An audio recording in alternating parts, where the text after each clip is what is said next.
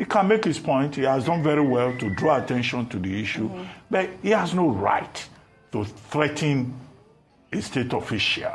Let me first of all correct one impression you created, that what VDM did was a threat, threatening a government official.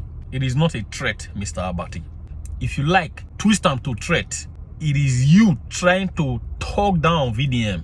That is why you are trying to translate that statement to threat. The overall interest of VDM is drawing Abike Dabiri's attention to her failures in Ivory Coast. If it was not her responsibility, it was her right to direct VDM to the appropriate quarters, which she failed to do and instead resorted to insulting VDM.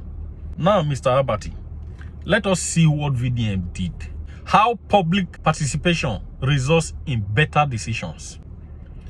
Public participation contributes to better decisions because decision makers have more complete information in the form of additional facts, values, and perspectives obtained through public input to bring to bear on the decision process.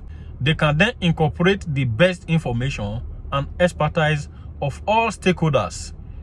Decisions are more implementable and sustainable because the decisions considers the need and interest of all stakeholders, including vulnerable, marginalized populations. And stakeholders better understand and are more invested in the outcomes.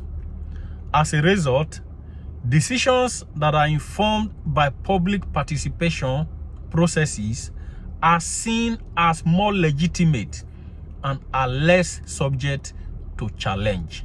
When government appointees or officials get wrapped up with the community, the citizens that they want to work for, they get more information and more details to deliver in the promises they make for the people. Abike Dabiri was supposed to benefit from the fact that VDM drew her attention.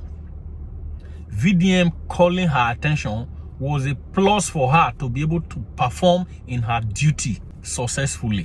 But she twisted it to turn it against VDM and withdraw herself. You were once a former spokesperson to Goodluck Jonathan. Person in that capacity should know that yes, citizens have right to question the performance of government appointees or government officials. But you were the one who is not telling VDM that he does not have the right to do what he did. Now, let us see the impact of not calling into account our government officials or government appointees. What happens when employees aren't accountable? Lack of accountability can negatively affect the workplace, patient health, and employees' own personal lives. If employees are not held accountable for their actions, work may not get done. If VDM did not call out Abike Dabiri, who now later leads to linking it with NAPTIC, our children will remain in Ivory Coast as slaves.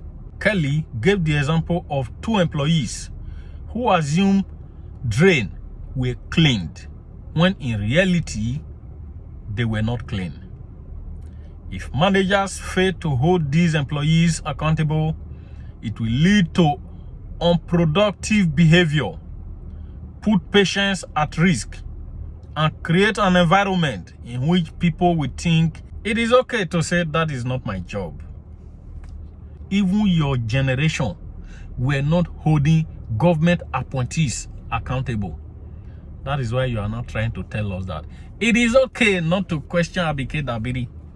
You don't have the right to question her because you didn't do it, not because it is wrong to do it. When you do it, work gets done. When VDM did it, results came. And they look you with one eye.